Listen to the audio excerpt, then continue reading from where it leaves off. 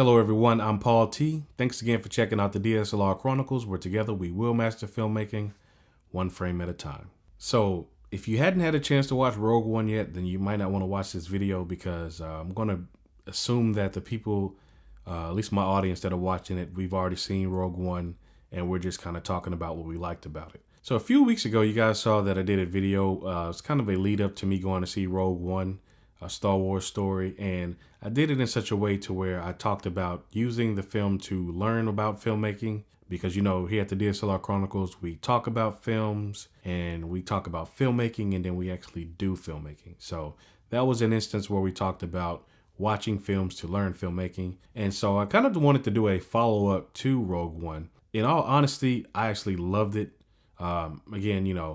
I watched The Force Awakens and I was kind of like, yeah, it's okay. So, I'll give this a shot because, as you remember, I said I didn't like any of the prequels, Clone Wars, Attack of the Clones, Revenge of the Sith, and whatever that first one was, Phantom Menace. I didn't like any of those. And I watched all three, so I can say that I didn't like them. I actually fell asleep on Attack of the Clones. So I was really just done with the franchise, honestly. And so I watched them, Force Awakens, and I was like, okay, well, this seems like it's going in a pretty good direction.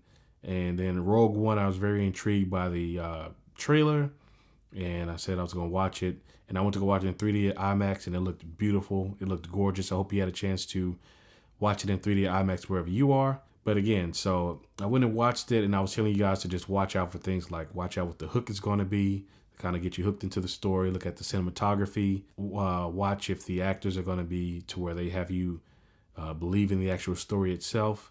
And I believe all three of those hit pretty well. So the hook, it worked out pretty well. I mean, it opens with them coming to get the Mads Mikkelsen character. I believe his name was Galen. And, they're wanting him to help complete the Death Star and things like that. And so, he's trying to hide his wife and kids. And you guys said, okay, so let's sit here, get ready for the rest of the story, see how this all plays out. Because as we know, she grows up and, she eventually helps the rebels and things like that. The cinematography was just awesome. I really loved how they did that Death Star whenever it comes into position to get ready to fire on something. And I believe the city was Jeddah, the one that they destroyed first. And you just see the Death Star just coming up over the horizon. And it's getting ready to get into position. And that was just one of the instances. Another instance I liked about the cinematography was that little island that they were on. And, going to the last part of the scene. All of it was just visually stunning that these freaking stormtroopers were on like an island paradise. But anyway. And then you have the battle scenes, things like that. Everything just looked stunning. It was just gorgeous. Also want to mention as well before I forget, if you hadn't seen that scene where the guy goes to visit Vader on that island, and when the door comes up and you see that shadow of Vader, that was just perfect. I don't know what enticed him to come up with that idea, but it was just perfect. And so my big takeaway from all of this, which is what really has me to say that I really loved the movie, was the acting. And even the story was great as well. So the actors brought the story out. So Felicity Jones, Diego Luna, Mads Mikkelsen. Although I really want to see more from Mads Mikkelsen because, again, like I said, I like this guy. He's from Casino Royale. He did a wonderful job as the villain in that movie. And I felt that they really didn't use him to his full potential in Doctor Strange. And even in this movie, it was just kind of like here and there. I mean, he still did a good job, but I wanted to see him deliver some knockouts, but it just wasn't there because I guess the role just didn't call for it. So, and one of the characters I really, really loved was the robot K2. It's really a big shame that he doesn't carry over into any of the other stories. Sadly, as you saw, he died or it was put out of commission in this film. But I love the personality they gave to that robot, and he puts C-3PO to shame because it's no comparison. So it's kind of an interesting mix that they made the droid a little bit more personable and likable than they did with C-3PO and R2-D2. And again, like I said, this was just a self-contained story, so that character didn't carry over into anything else. But that was, I would just go watch it again just to watch all of K2's scenes, because it was just a perfect combination with everything else that was going on. So the actors did their part. None of those characters are going to carry over into anything else, which is, like I said, it was kind of sad because they all did a very wonderful job.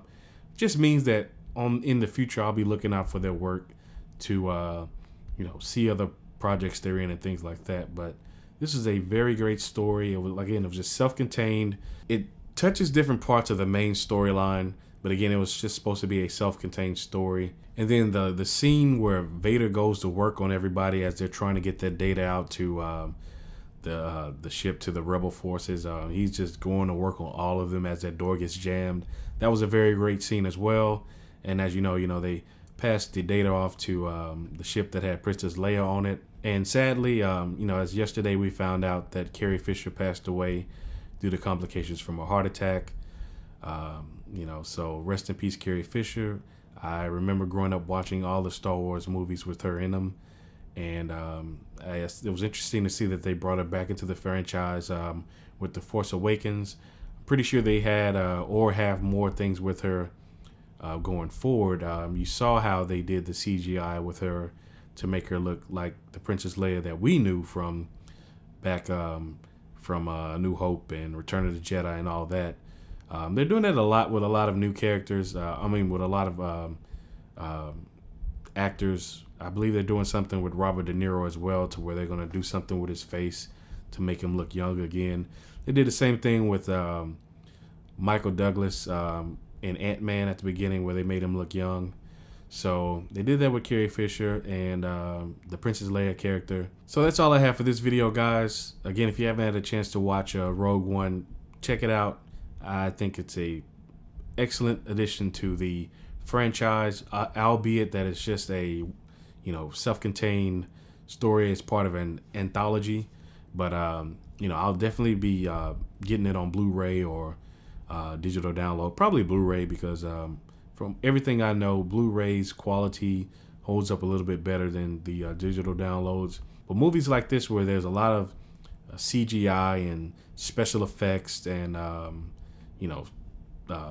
things of that nature, I tend to want the best possible quality that I can get. Again, that's all. Thanks again for watching. If you like this video, please be sure to hit the thumbs up button. Also, be sure to subscribe to the channel and click the little notification button if you want to be notified of other videos that I have uploaded. And when they're uploaded, you'll be the first one to know. Also, be sure to leave in the comment section some of the things you thought that really stood out to you from this movie. And let us know if you actually got a chance to watch it in 3D IMAX. And, some of the characters that were memorable to you. You may have liked the Forrest Whitaker character. I did, but I thought that they could have done more with him. It was pretty cool the way he looked with the hair and then the thing and then the,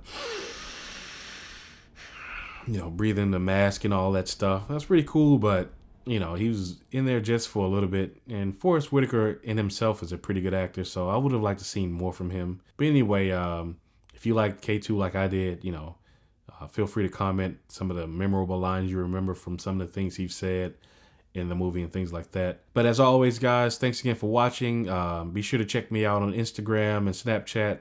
I'm at IAM_Paul T. Again, it's IAM_Paul T. I'm always posting content there daily, if not, multiple times a day. And then, you can always find me on Facebook. Best way to find out exactly where I am online is to go to badjoyproductions.com, and you'll see some of the icons that just kind of say Facebook, Instagram, things like that. Click on one of those, that take you straight to where I am. But once again, everyone, thanks again for watching. More videos to come up as always, and I'll talk to you guys again next time. Bye.